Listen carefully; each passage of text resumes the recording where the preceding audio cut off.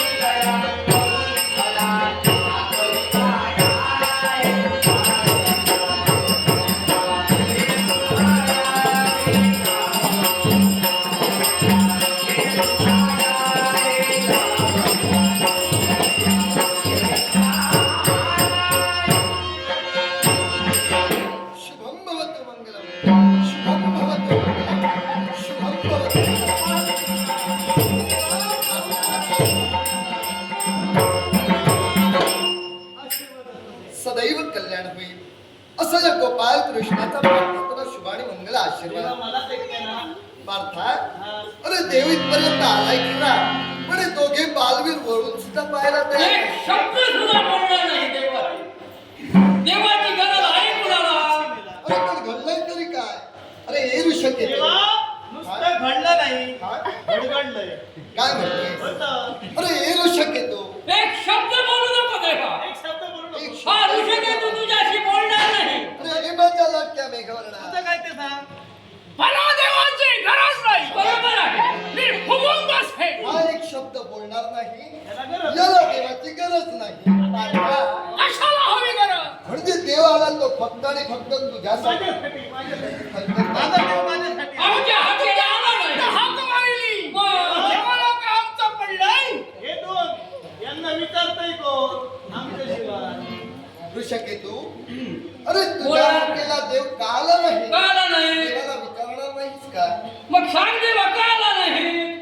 करू शकेतो.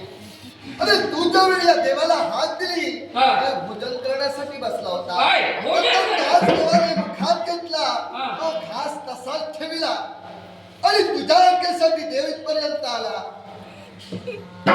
आता अंग म्हणजे पूर्ण ब्रह्म हे देवा मी जाणतो त्या आहे. परपूर्ण ब्रह्माचा अपमान करणं हे काही योग्य नाही म्हणून देवाला विरोध झाला. देवा हा? चुकलं माझं. म्हणजे आपण ज्यावेळी हात मारले त्यावेळी आपण अन्न ग्रहण करत होता आणि माझ्या हाकेसाठी त्या अन्नाचा त्याग तर तुम्ही लवकरात लवकर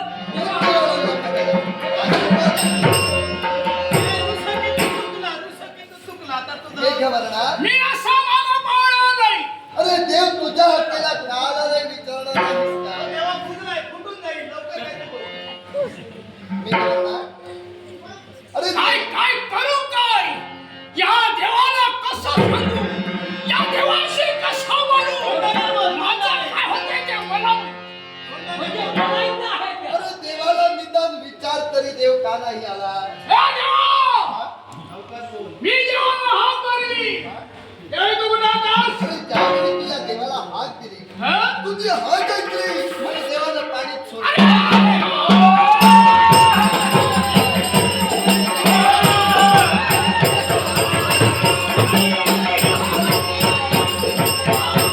काय म्हणाला?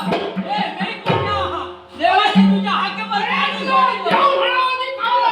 अरे काळा तू काळा. देवा काळा म्हणतोय. अरे कसा बाहेर काळा? कसा आतूनही काळा? काय बोलतोय? आता मग तुम्ही मध्ये बोललात. काय मेघवर्णा, शांतो ऋषकेतू शांतो.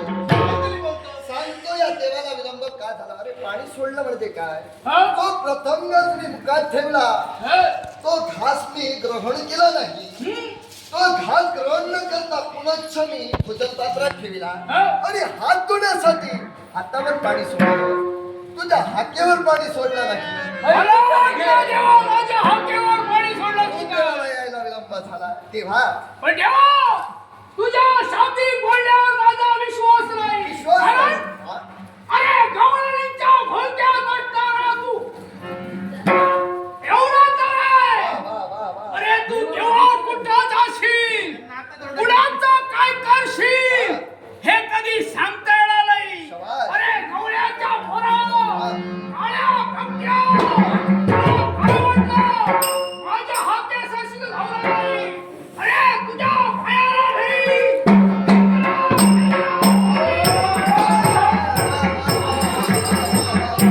ऋषकेतू, अरे शिष्य असावा तर या मेघवर्णाचा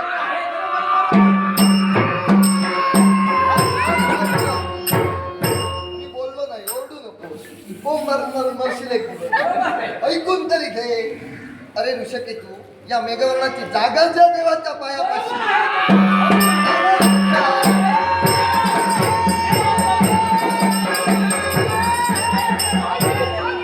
देवाच्या पायापाशी. तुला काय करायचंय ते कर पण वस्तूंना हात लावू नको. इकडे तिकडे वस्तू दुखू नको.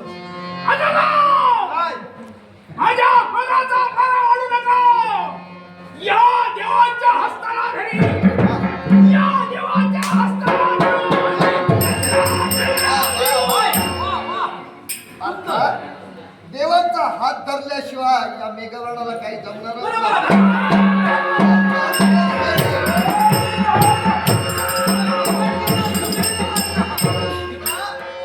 तुझा हात धरल्याशिवाय कुठलं काम होणार नाही. देवाचा काय तो? बघतोय त्याचं का? अर्थात मेघवर्णा, आज या देवावर तू क्रोधिष्ट झालास. खाली ठेव. देवा नटनाट्य खेळलो. या नवनाट्य हरिनट झाला. या नवनाट्य हरिनट झाला. सुंदर लीला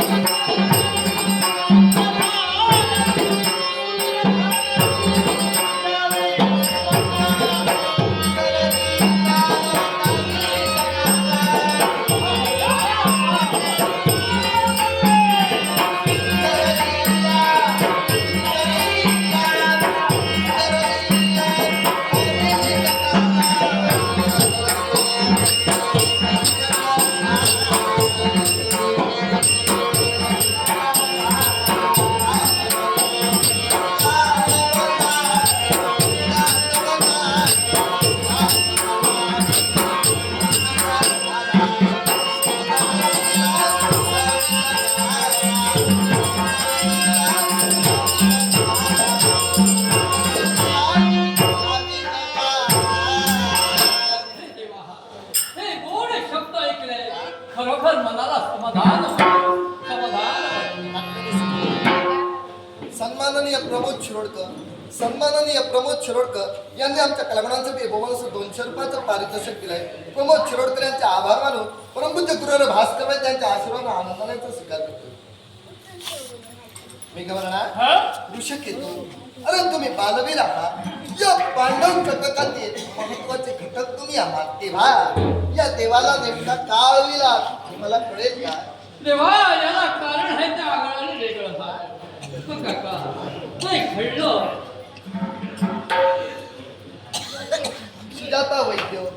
सुजाता वैद्य या बालिकेनं या गोपाल कृष्णाच्या त्रणे बोमलस 50 रुपयाचं पारितोषिक दिलंय.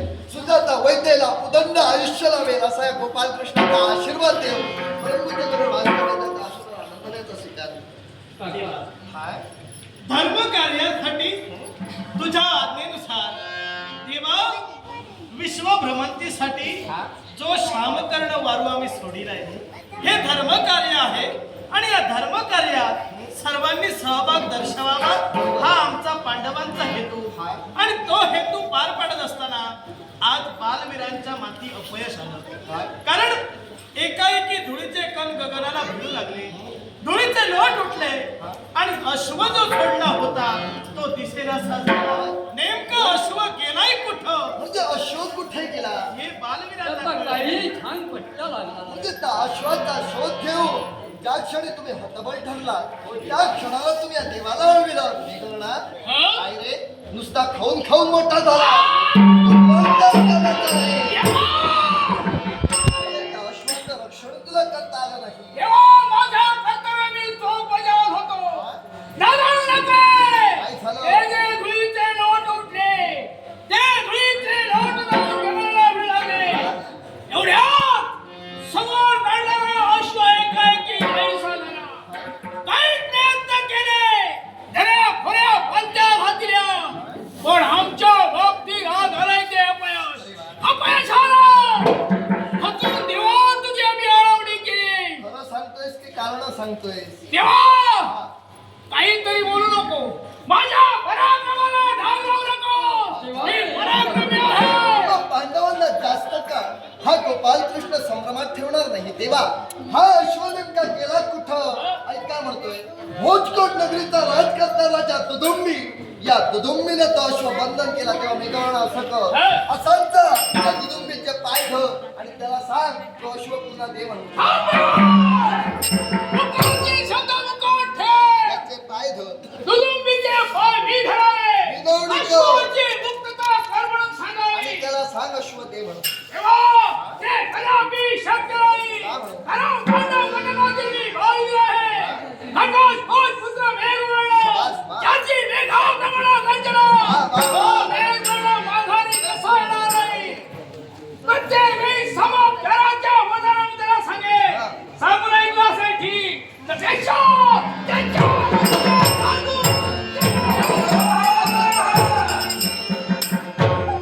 उचललेली पावलं माघारी घे. अरे आपल्या जीवनात वैरी कोण आहे तेव्हा तो वाटच बघत हे होता. जाणून घेतल्याशिवाय त्या वैऱ्याला प्रतिकार तू करू शकत नाहीस. बोलण्याचा अर्थ बोलण्याचा अर्थ एवढा की हा नेमका दुदुंबी म्हणजे कोण हे जाणून घेतल्याशिवाय पांडव तुमचे पराक्रम व्यर्थ आहे. तेव्हा ऐका म्हणतोय हा दुदुंबी म्हणजे कोण? ज्या क्षणाला कार्तिक स्वामींनी तारकासुराचा वध केला त्यावेळी तारकासुराचा पुत्र म्हणजे गजासूर या गजासुरानं स्वतःच्या जीवनात एकनिष्ठतेनं शिवशंभू महादेवांची भक्ती केली. शिवशंभू महादेवांना प्रसन्न करून घेतलं.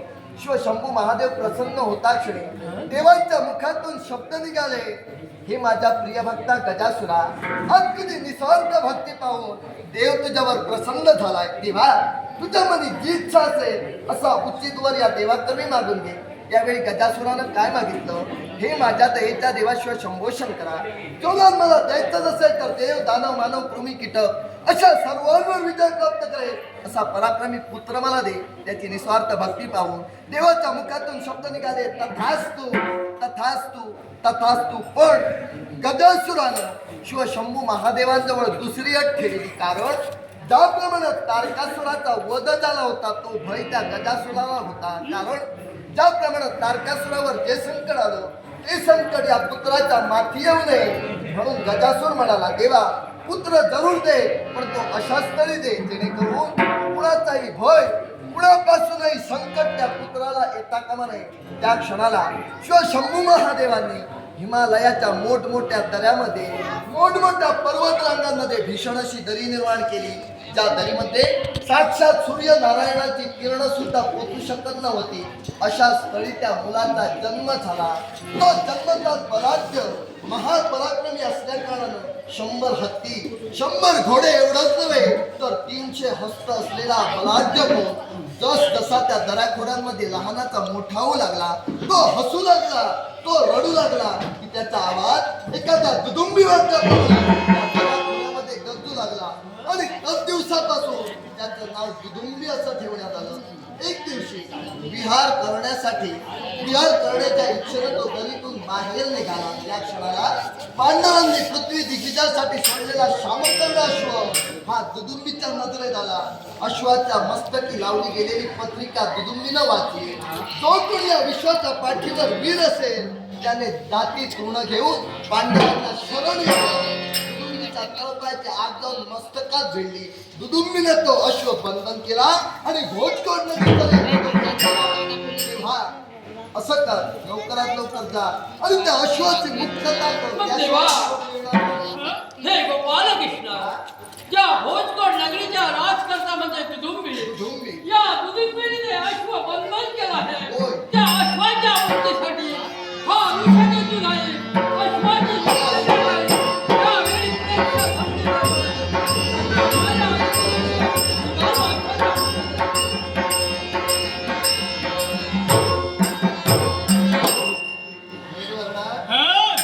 काय करणार आहे?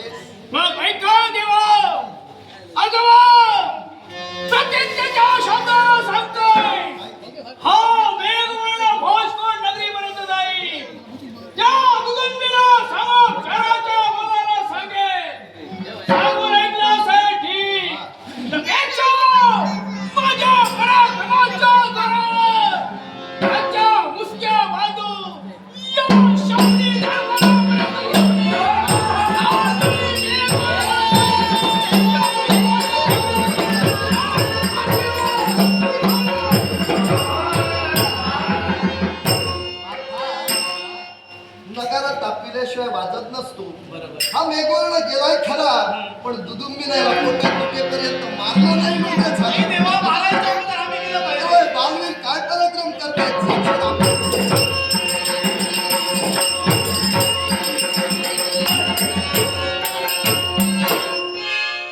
हे पांडवांनो, ज्या पांडवांचा अश्व ज्या दुदुंबीनं बंधन केला, अर्थात त्या अश्वाच्या मुक्ततेसाठी कोण कोण विराज आहे?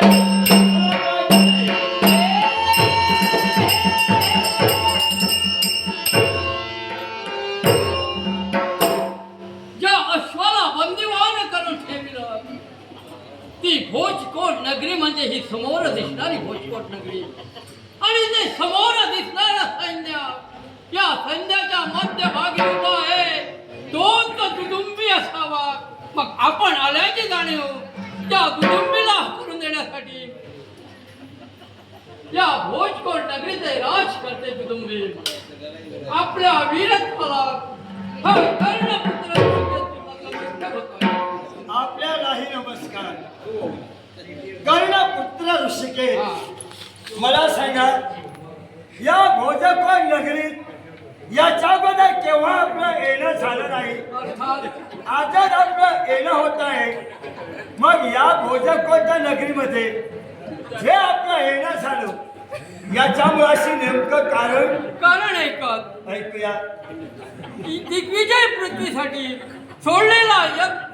सोडलेला वारू आणि त्या अश्वाच्या मुक्ततेसाठी हा कर्णपुत्र ऋषकेतून इथपर्यंत आला आहे. कारण माझ्या देवाने गोपाल कृष्णाने मला सांगितलं, भोजकोट नगरीचा राजकर्ता राजा दुदुंबी, या दुदुंबीने या अश्वाला बंदिवान करून ठेवलं. मग राधे दुदुंबी, मी इथपर्यंत आलोय तो अश्वाच्या मुक्ततेसाठी. तेव्हा आपल्या समोर आमची विनवणी आहे, ज्या अश्वाला आपण बंदिवान करून ठेवला त्या अश्वाची मुक्तता करावी. ऋषकेतू, ज्या अश्वाच्या मुक्ततेसाठी आपण आलात, पांडवांना सोडलेला अश्व, त्या अश्वाची मला गरज मुळीच नाही. मग, पण अश्वमीचा बंधन केला. पांडवांना अश्व सोडतेवेळी त्याच्या मस्तकीची पत्रिका लावली.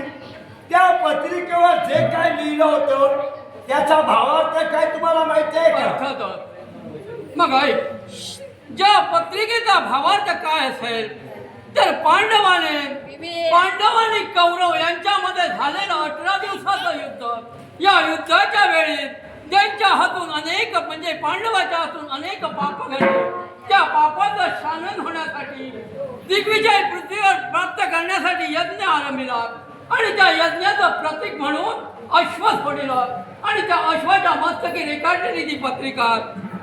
या यज्ञाच्या म्हणजे धर्म कार्यासाठी ज्या ज्या राज्यात हे अश्व जाईल त्या त्या राज्यकर्त्याने सगळे हस्ते या यज्ञाला धर्म कार्याला दरबार खंडणी सहित मदत कार्य करावं आणि जर का ते शक्य नसेल तर त्याची त्रण घेऊन अशा वीराने शरण यावं असं त्याचा भावार्थ होता. होय ना? हा. मग मला सांगा, तुमच्या पांडवांच्या धर्म कार्यासाठी तुम्ही जो अश्व सोडिलात त्याच्यावर तुम्ही जो मजकूर लिहिलात, आता तो मजकूर मी वाचला.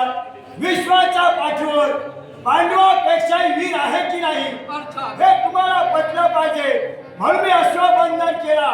मग ज्या अश्वाच्या मुक्ततेसाठी आलात, तुम्ही जर वीर असाल, दुधुंबीवर संघर्ष करून तुम्ही त्या अश्वाची मुक्तता करूनच घेऊन जायचं आहे. पण राजा दुदुंबी, अहो ती पत्रिका आम्ही रेखाटली, जो यज्ञ आम्ही आरंभिला, याला कारण काय असेल तर आमचा दयेचा देव जो गोपाल कृष्ण ज्याप्रमाणे आम्हाला माझ्याकडून येता कमाले तर तुम्हा पांडवांना माझी आज्ञा आहे. अश्व जर तुम्हाला मिळवायचा असेल, तुमचे पराक्रम दाखवा, झालेल्या संघर्षाला जिंका आणि त्यानंतर अश्व घेऊन जा. राजाही नाविला जातो. राजाही तुमचा मान राखला आणि तुमच्या समोर विनवणी केली आणि त्या रत्ती मामाचं आणि बाबांचंच कडू. तर रत्ती मामा आणि बाबा हे तरच काढतो. ती इच्छा पूर्ण करण्यासाठी पण जे शस्त्रास्त्र तुम्हीच्या घातासाठी घेतलात, मग भगवंताचा झालेला संघर्ष, इथं काय झालं सांगायला नाही याचा विचार करा. त्याचा विचार परिपूर्ण केला म्हणूनच त्या रणनीतीच्या आगीमध्ये मी पाऊल टाकलं आहे. पण मला हे पाहायचं आहे या दुदुंबीच्या आवडीची पराक्रम आहे. हे प्रत्यक्ष मला माहिती आहे.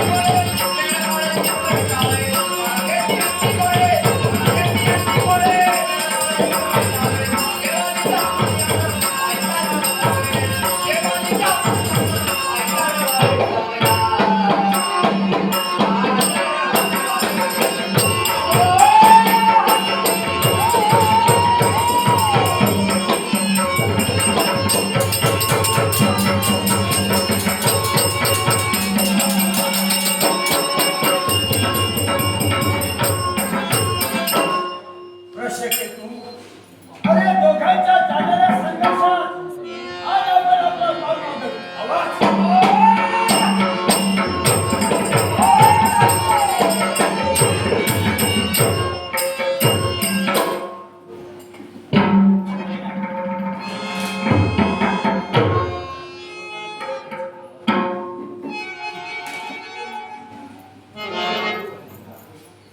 आश्चर्य माझ्या पायाच्या नखापासून आज डोकीच्या केसापर्यंत एक सारखं बारकाईनं निरीक्षण करतोय. माझं निरीक्षण करण्यामागं महत्वाचं कारण हे गुरुजी, एक मिनिट माझा परिचय मी आपल्याला देतोय. काम पांडव गटातील भाव मी. गटात कोण पुत्र मेघवर्ण. ज्याची ख्याती कीर्ती, ज्याचे पराक्रम या असमानता गुणताय. तोच हा मेघवर्ण. मेघवर्ण. हा, मग मला सांगा हा, हे मेघवर्ण हा. हे माझं घोटक व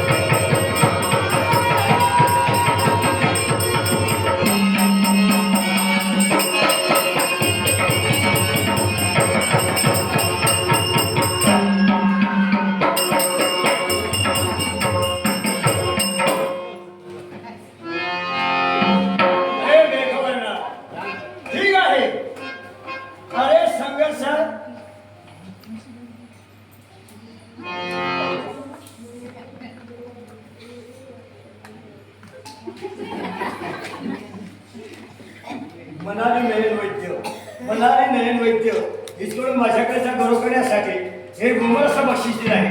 जय संतोषी माता दशावतार नाट्यमंडळाच्या वतीनं या बक्षाचा स्वीकार करतोय. ठीक आहे. पाहूया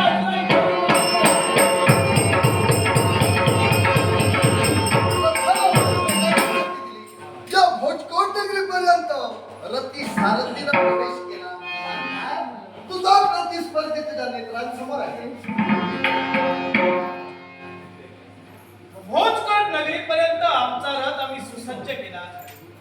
राजकन्या राजा दुधुंबी तुमच्या रथासमोर धनुर्धारी पार्थ, ज्याला सव्यसाची म्हणून ओळखलं गेलं, अदान बाहू म्हणून ज्याची ख्याती कीर्ती गाहिली गेली, असा धनुर्धारी पार्थ तुमचे पराक्रम कर्णोपकरणी शतकर्णी झाले. 2 बालवीर आमचे माघारी फिरले आणि तुमच्या पराक्रमाचा डंका वाचू लागला. त्या तुमच्या पराक्रमाला धनुर्धारी पार्थ प्रणाम करतोय. आपल्यालाही प्रणाम. धनुर्धारी पार्थ, माझ्या रथासमोर तुम्ही आपला रथ आणून उभा केला. काही वीर मागे परतले आणि धनुर्धारी पार्थ तुमच्यापर्यंत आगमन झालं. जे वीर मागे गेले त्या वीरांच्या मुखाचे बाळपणारे शब्द आम्ही ऐकले, पण आज स्वतः तुम्ही माझ्यापर्यंत आला. मग सांगा, या दुदुंबीच्या राज्यापर्यंत आपण का आणि कशासाठी? थोर इच्छेनं आलोय की या विश्वाच्या ठिकाणी जे धर्मकार्य पांडवांनी योजिलं आहे त्या योजनेसाठी शामकर्ण वारू सोडिलाय. कारण या विश्वाच्या ठिकाणी कोणताही यज्ञ करणं म्हणजे धर्मकार्य होय आणि त्या धर्मकार्यासाठी तुमचा हातभार आम्हाला लागावा आणि तो शामकर्ण वारू आम्हाला तुम्ही सुपूर्त करावा. या इच्छेसाठी धनुर्धारी पार्थ आपल्याला विनवणी करतोय. धनुर्धारी पार्थ, तुम्ही ज्या इच्छेने माझ्यापर्यंत आला, जी इच्छा तुम्ही मला सांगितला, इच्छा तुमची पवित्र आहे, धर्म कार्याची आहे. धर्म कार्यासाठी तुम्ही प्रयत्न केला. या तुमच्या धर्म कार्यासाठी दुदुंबी जरूर तुमच्या धर्म कार्यात सामील होईल. पण जो अश्वास सोडला त्या अश्वाच्या मस्तकीची पत्रिका लिहून लावला, ती पत्रिका मी वाचली. त्या पत्रिकेवर जो तुम्ही मजकूर लिहिला तो मजकूर वाचून मी तुमचा अश्वबंधन केला. याच्यामुळे अशी कारण का जी पत्रिका मी रेखाटली ती पत्रिका वाचून म्हणे तुम्ही त्याला बंदीवान केला. याच्यामुळे अशी कारण याच्यामुळे अशी कारणे कळून पंच पांडवांना पृथ्वी दिवसासाठी जो अश्व सोडला, मग तो अश्व या विश्वाच्या पाठवर पराक्रमी वीर असेल. त्या वीरानं हा पंच पांडवांचा अश्वबंधन करून दाखवावा. आणि असा जर विश्वाच्या पाठीवर वीर नसेल, अश्वबंध करण्याचं सामर्थ्य नसेल, अशा वीरानं जातीत प्राण घेऊन पांडवांना शरण यावं. याचा अर्थ काय हो? मग मी धन्यवाद तुला देतोय. कारण या विश्वाच्या ठिकाणी जी पत्रिका मी अश्वाच्या माथी लिहिली त्याचा अर्थ त्याचा भावार्थ सांगूनच गेलाय की जो पराक्रमी आहे, ज्याच्या अंगी शक्ती सामर्थ्य आहे, अशा वीरानं त्याला बंदीवान करावं. आता तुझ्या अंगी पराक्रम आहे म्हणूनच तू त्याला बंदीवान केलं. जर समजा कुणाच्या पराक्रमाला डिवचलं नसतं तर तुझे पराक्रम सिद्ध झाले असते का? नाही. मग तुझे पराक्रम आता सिद्ध झालेले आहेत. याच्यासाठी पांडवांच्या धर्म कार्यासाठी त्या अश्वाची पांडवांना गरज आहे. तो अश्व आम्हाला सुपूर्त कर. धनुर्धारी पार्थ, आज मी माझ्या पराक्रमाच्या जोरावर तुम्हा पांडवांचा अश्वामी बंधन करून दाखविला. तुम्ही म्हणता या विश्वाच्या पाठवर पांडवाप्रमाणे वीर आहे की नाही? ज्यावेळी दुधुंबीने अश्वबंधन केला त्यावेळी हे तुम्हाला पांडवांना पटलं, होय ना? मग आता तुम्ही म्हणता तू वीर आहेस, हे पांडवांना आम्हाला पटलं. रितेश गणेश वैद्य याचकडून माझ्याकडच्या गौरव करण्यासाठी हे बोंबरस 100 रुपयाचं बक्षीस दिलं आहे. जय संतोषी माता दशावतार नाट्यमंडळाच्या वतीनं त्या बक्षिसाचा स्वीकार करतोय. मग हे तुम्हा पांडवांना पटलं होती. मग पार्थ, मी आपल्याला सांगतो आहे, तुमच्या धर्म कार्यासाठी माझा जर हातभार लागला पाहिजे, मी जर तुमच्या धर्म कार्यासाठी उभा राहिलो पाहिजे, तर जसा मी माझ्या शक्तीने अश्वबंधन केला मग तुम्ही पांडवातील एका तरी वीरानं माझ्या प्रतिस्पर्धी म्हणून तुम्ही तुमची ताकद दाखवा. ती ताकद तुमची माझ्याप्रमाणे जर असेल तर तुम्ही अश्व घेऊन जाऊ शकता. पण पराक्रमाने जर का अश्व घेऊन जायला हवा असेल तर पार्थ सुद्धा वक्तव्यता होत नव्हे. मूर्तिमंत बुद्धीचा परिपूर्ण शास्त्र आहे. पार्थाची धर्मनीती आहे. माझ्या धर्मनीतीला अनुसरून जो तुम्ही माझ्या बाबतीत निर्णय घेता मग त्या निर्णयाला कारण माझा निर्णय आहे. मी वीर आहे, तुम्ही वीर आहात. मग दोघांच्या झालेल्या संघर्षात तुम्ही तो अश्व कसा मिळवला हे मला कळायचं आहे. माझा वक्तव्य बोलून दाखवण्यापेक्षा कृतीवृत्ताने आचरणात तुम्हाला दाखवेल हे मात्र खरं आहे. मग तेवढा सामर्थ्य धरणारी माणसं असेल. मग आता माझं एवढं आव्हान आहे. मग तुमच्या माझ्या दोघांच्या संघर्षात त्या प्रत्येकाला पटवून देण्याचं कार्य करूया. मग ही तुझी खरं कृती हरवून टाकण्यासाठी खरं कृती करावी.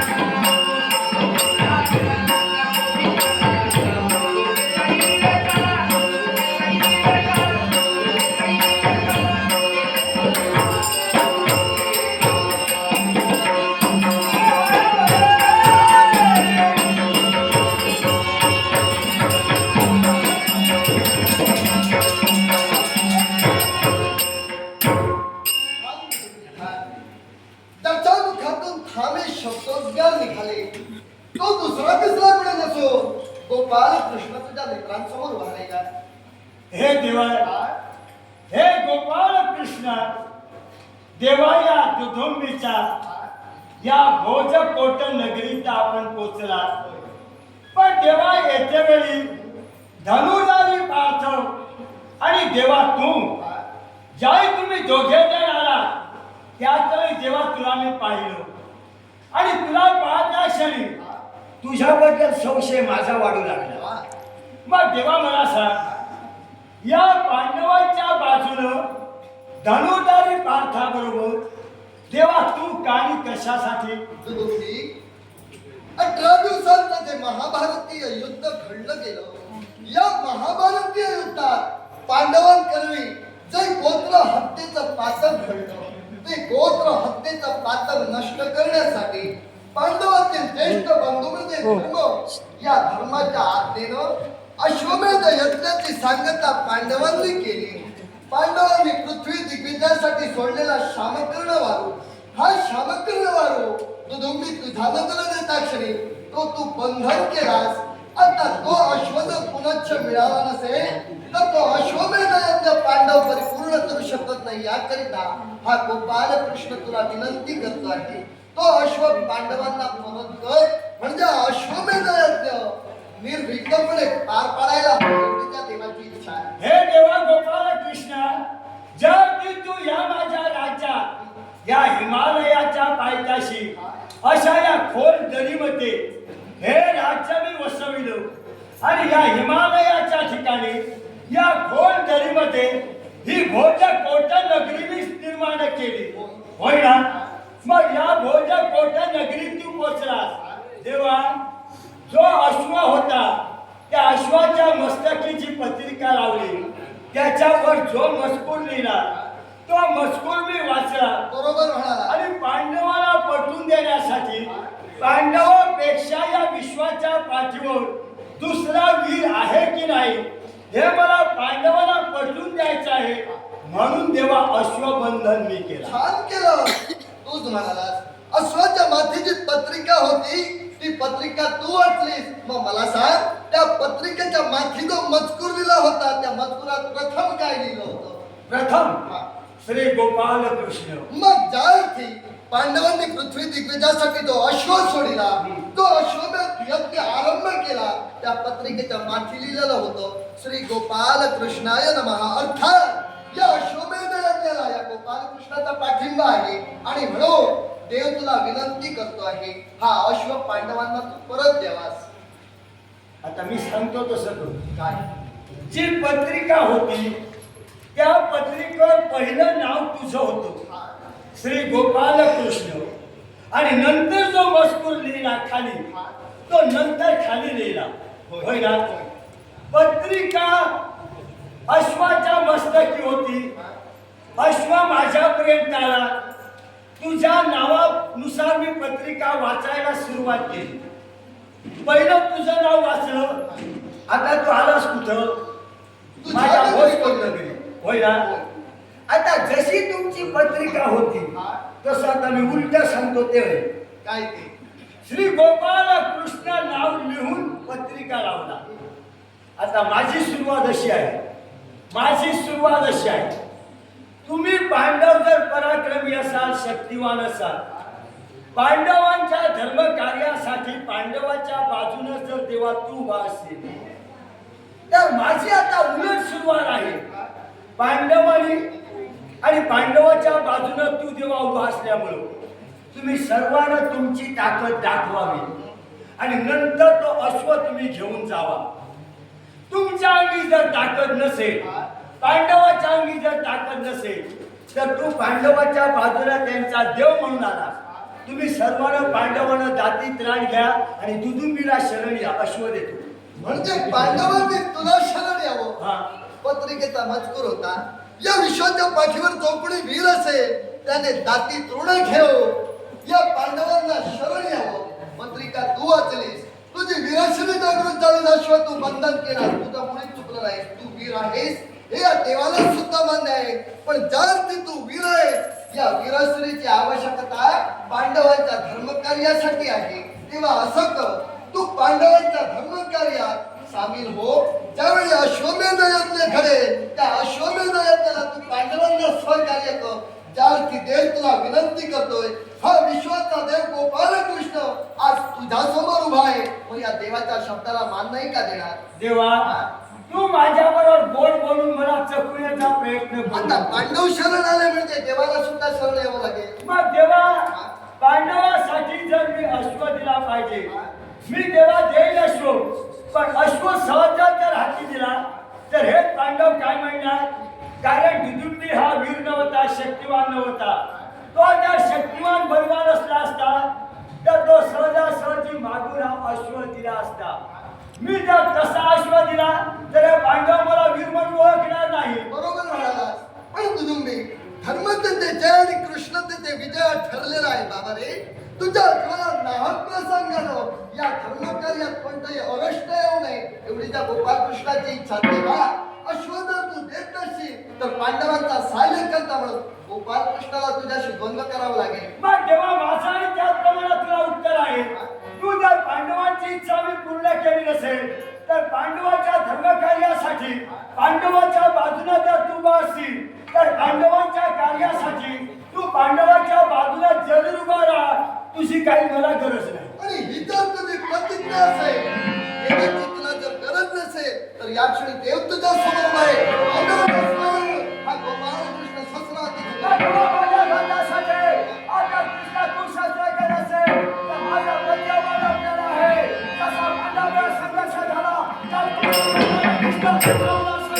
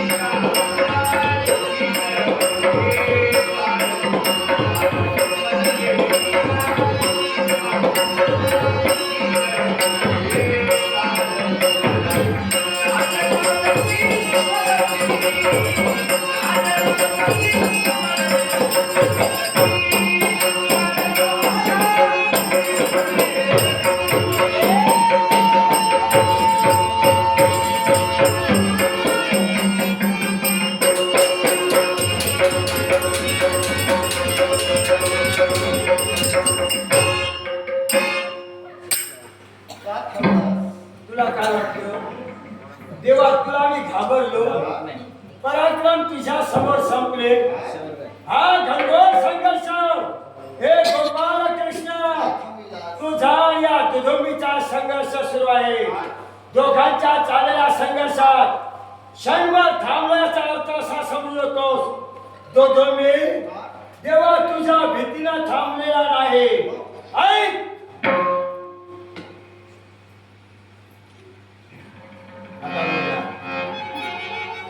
कृष्णा, अश्व देणार तर देऊन टाकली जातो. तुला आता अश्व देतो पहा. अरे तुझ्या आणि माझ्या संघर्षात धनुर्धारी पार्थाला आणि तुला, धनुर्धारी पार्थाला आणि तुला, तुम्हाला दोघांनाही या कोटच्या राज्यातून तुम्हाला दोघांना शतयोजने, शतयोजने, शतयोजने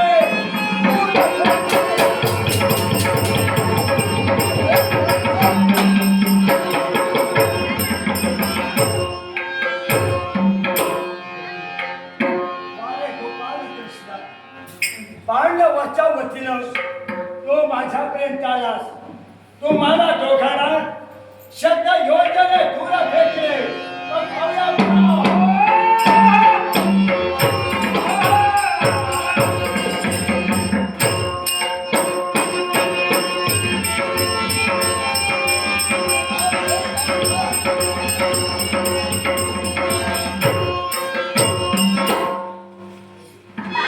आश्चर्य, देवा तुझ्या समवेत देवाला सुद्धा शतयोजने तू त्या दृष्टीने फेकलं.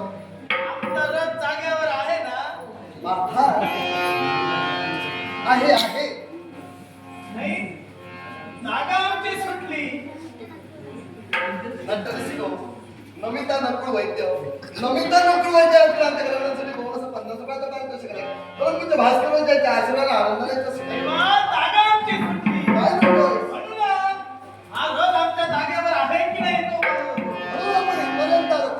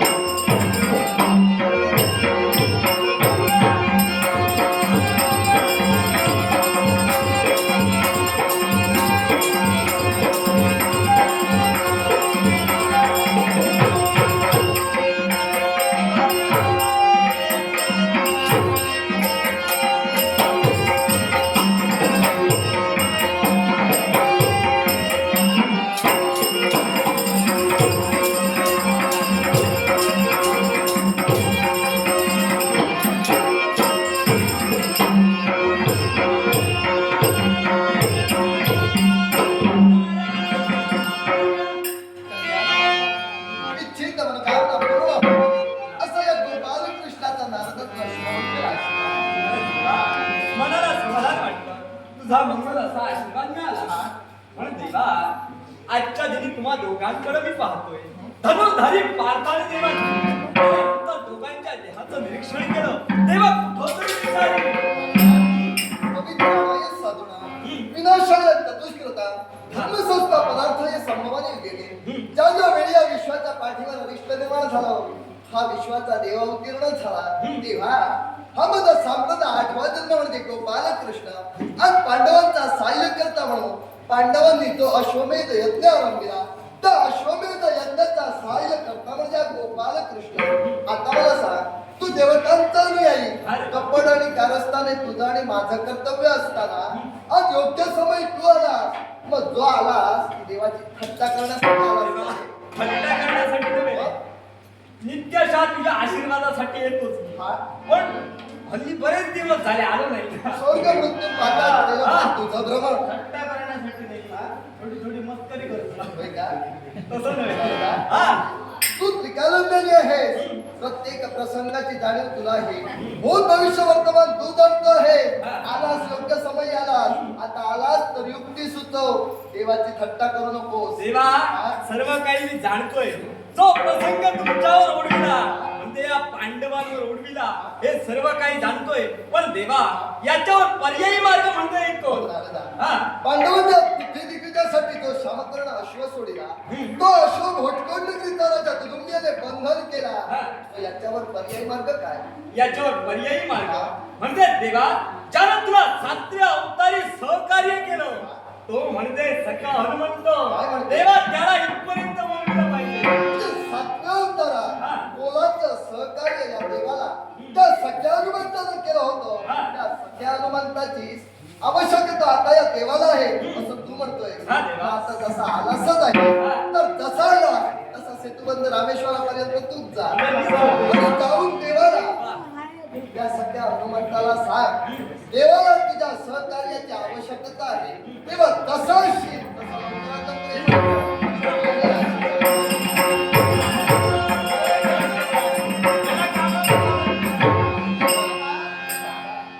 त्या नाटकाची सुरुवात झाली आहे.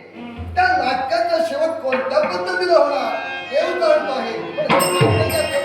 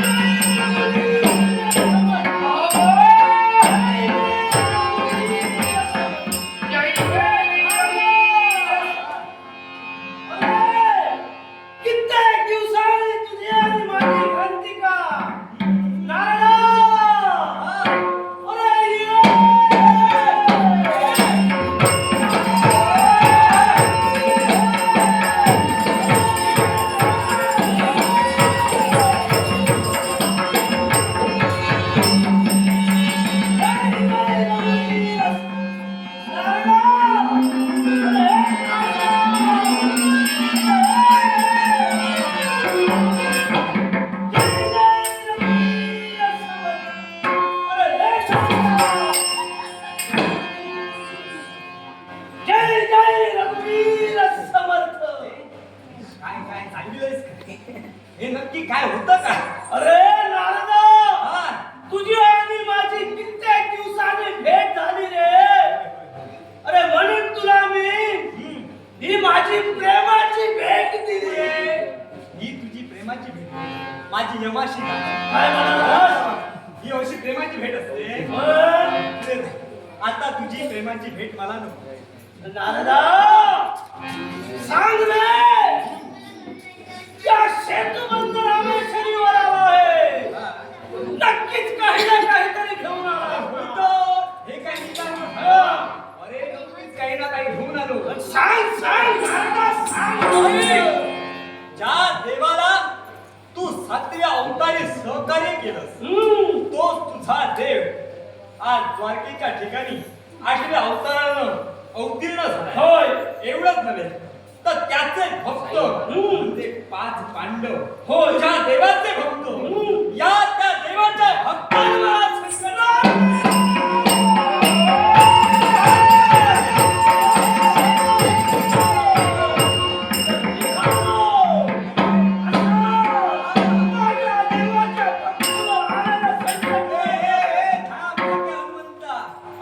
आदेशात भान विसरू नको. क्रोधानं क्रोधमय होऊ नकोस. अति घाई संकटात. नारदा, तू म्हणाला माझ्या देवाच्या भक्तांवर संकट. तुझ्या देवाच्या भक्तांवर संकट पण आणलं कुणी? ज्ञात आहे का? अरे होय रे, होय. होय ना? नारदा, सांग सांग, लवकर सांग. ऐक! भोजकोट नगरीचा राजा दुदुंबी त्याने त्यांच्यावर संकट आणलं. भोजकोट नगरीचा राजा हा. दुदुंबी त्यानं माझ्या देवाच्या भक्तांवर तुला संकट. पाहायचंय? हो. तुला पाहायचंय?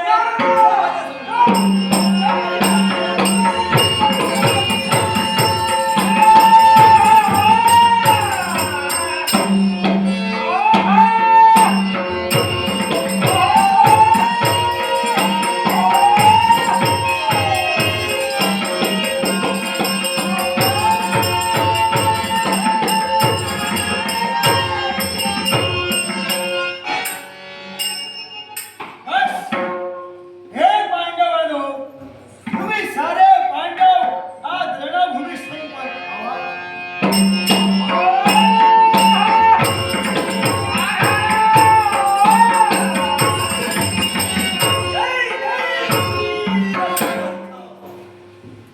ही भोजकोट नगरी. आपण आल्याची जाणीव रणदुदुंबीला करून द्यावी. कोण हे रणदुदुंबी? हे सख्या हनुमंता, अरे सख्या हनुमंता, आपल्याबद्दल मला आश्चर्य वाटलं. कारण या कुटुंबी पर्यंत आणि या माझ्या राज्यात याच्याबद्दल आपण केव्हा आला नाही. याला सांग, त्या भोजकोट नगरीमध्ये अरे हनुमंता तू आलास. होय. याला कारण काय? याला कारण एकच. ऐकूया. पांडवांनी सोडलेला तो अश्व. तुझ्याकडे बंधन आहे. त्या अश्वाची मुक्तता करण्यासाठी या भोजकोट नगरीपर्यंत आलो आहे. हनुमंता, हा. अरे भोजकोट नगरीमध्ये पांडवाचा अश्व आहे. होय. तो अश्व नेण्याच्या इच्छेनं आज पांडवांची जबाबदारी आपण घेतली. होय. सख्या हनुमंता, हा? जो जो पांडवीर आला तो पुनश्च माग गेला. कारण ज्यानं आपल्या प्राणाची पर्वा न करता बाजी लावली, पण शेवटी प्राण जपण्यासाठी ते पळून गेले. हा? आता सख्या हनुमंता तुला पाठविला. पांडवाच्या बाजूने जर तू आला असेल, होय. या पांडवाच्या नादी लागू नकोस. आणि पांडवाच्या नादीचा लागायचा असेल, माझाही नाविलाज आहे. हा? तू तो अश्व मागावा आणि सहज मी तुला त्या अश्व द्यावा. मी तुला अश्व देऊ शकत नाही. तू जर अश्व देत नसशील तर प्रसंग माझ्याशी आहे. काय करणार? लक्षात ठेव. काय करणार? अश्व घेतल्याशिवाय हा सगळा हनुमंत माघार घेणार नाही. म्हणजे एवढा ठाम विचार. होय. मी सारखा अश्व तुला मिळणार नाही. वाटेल ते झालं तरी चालेल. अश्व घेऊन गेल्याशिवाय अश्व गेला तर समजलं नाही.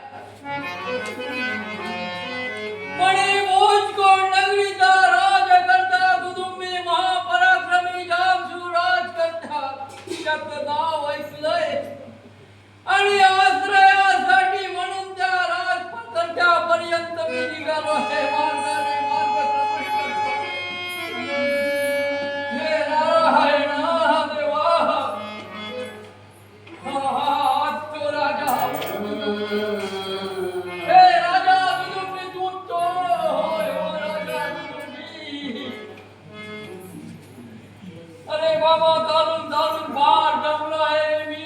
मोठ्या इच्छेने तुझ्यापर्यंत तुझा शोध घेत घेत इथपर्यंत. काय पाहतो आहे? एक ब्राह्मण वृद्धाप काळाकडे झुकला आणि अशा या वृद्धाप काळात हे ब्राह्मण धडधडा बिचारा रडत आहे. ब्राह्मणो, एक याचक आमच्या दारी आला. दुधोंबीचं नाव ऐकला. कोण आपलं नाव ऐकलं आणि मी इथपर्यंत आलोय. पण लक्षात ठेवा, हे जे राज्य आहे ना, हे दुधोंबीचं राज्य आहे. आपलं राज्य या माझ्या राज्यात लहानापासून मोठ्यापर्यंत, मोठ्यापासून लहानापर्यंत कुणी जरी व्यक्ती इथं आली, ती व्यक्ती रडता कामा नये. आहे. ती व्यक्ती सुखी राहिली पाहिजे. यासाठी तुमचं पाहिलं होय. तुम्ही वृद्धापकाळात झोपला. बसा बसा बसा बसा बसा.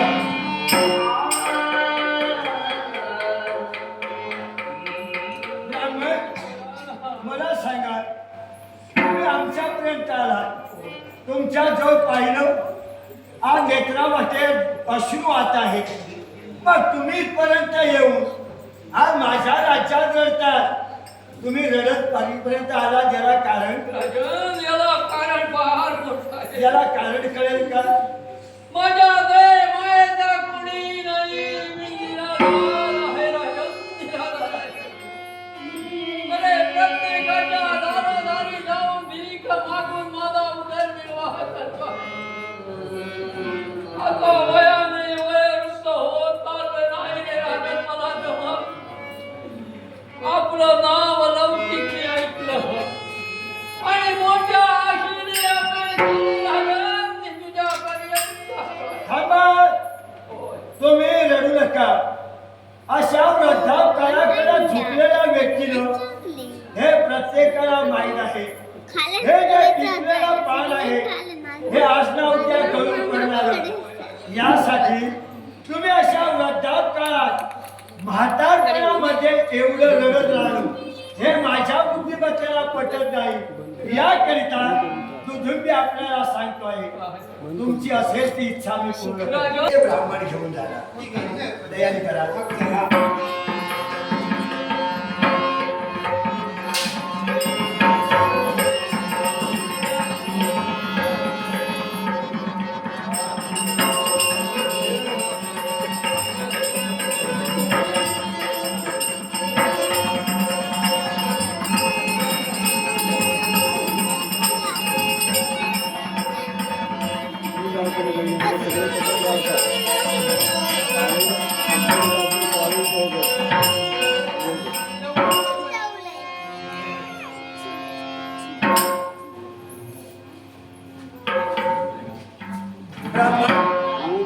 आज ब्राह्मणाच्या इच्छेसाठी राजा दुधुंबी आज सचिव असा स्नान आज माझ्या दोन्ही बायकांच्या हातानं आज मला स्नान घालून आज मला सुशीलभूष करणार.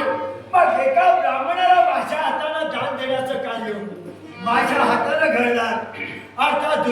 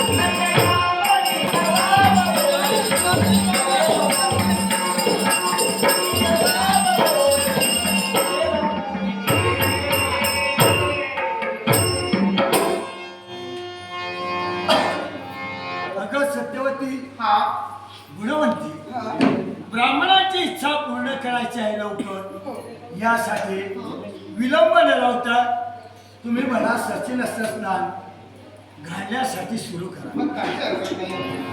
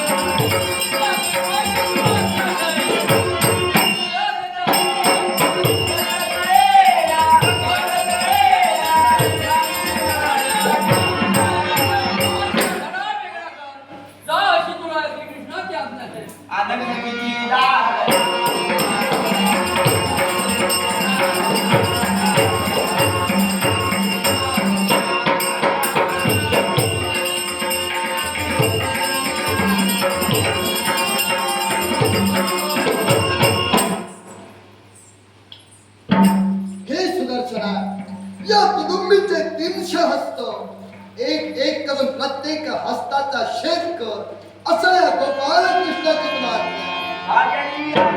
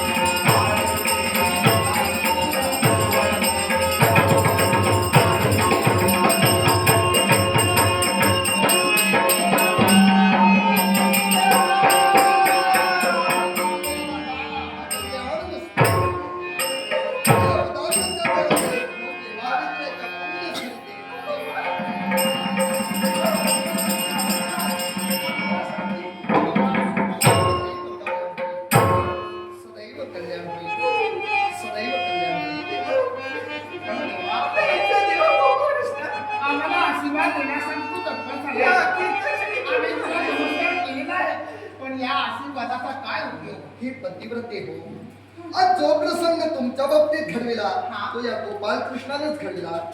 एका विप्र ब्राह्मणाचा रूप धारण करून इथपर्यंत याचक म्हणून हा गोपाल कृष्ण झाला म्हणजे होता. आपलं सौभाग्य संपविण्यासाठी आपण तत्पर झाला. तर देवा जर आमचं सौभाग्य जर संपलं असेल ना, तर आमचं पुढील जीवन कसं काय याला होईल? सुद्धा कारण आहे. तर कोणतं कारण? आणि धर्मकार्य होतं, विश्वकार्य होतं. पांडवांनी पृथ्वी दिग्विजयासाठी सोडलेला शामकर्ण अश्व या कुटुंबीनं बंधन केला आणि या धर्मकार्यात हा अरिष्ट बनला. हे अरिष्ट दूर करण्यासाठी हे सर्व नाटक या गोपाल पण कृष्ण देवा त्या ठिकाणी सोडलेला तो अश्व होता, त्याच्या अश्वाच्या माथी असलेली पत्रिका कोणती होती?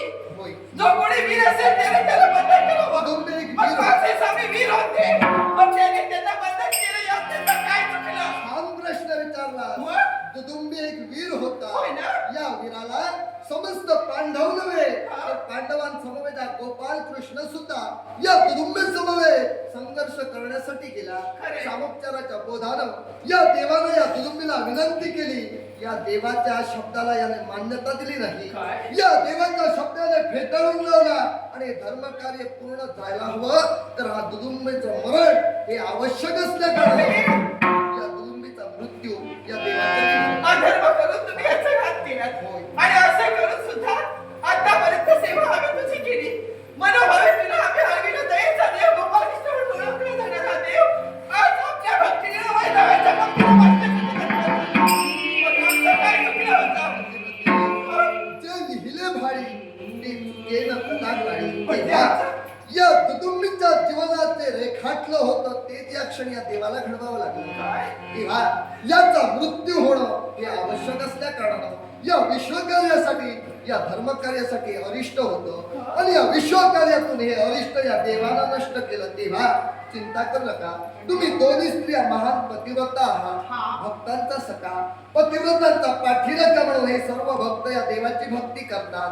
पण यापुढे आज ज्या वैधव्याच्या पंक्तीला या देवागर्वी तुम्ही दोन्ही स्त्रिया वैधव्याच्या पंक्तीला बसलात व यापुढे तुम्हा दोन स्त्रियांच्या उदरी असणारे दोन पुत्र म्हणजे रणवीर आणि रणदुर्ग या दोन्ही तुमच्या पुत्रांना हे भोजकोटचं राज्य समान असं वाटतं.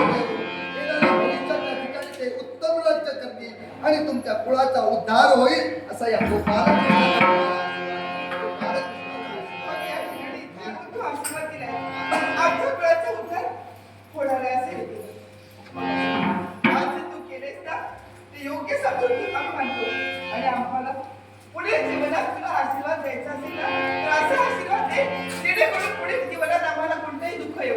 तथास्तु तथास्तु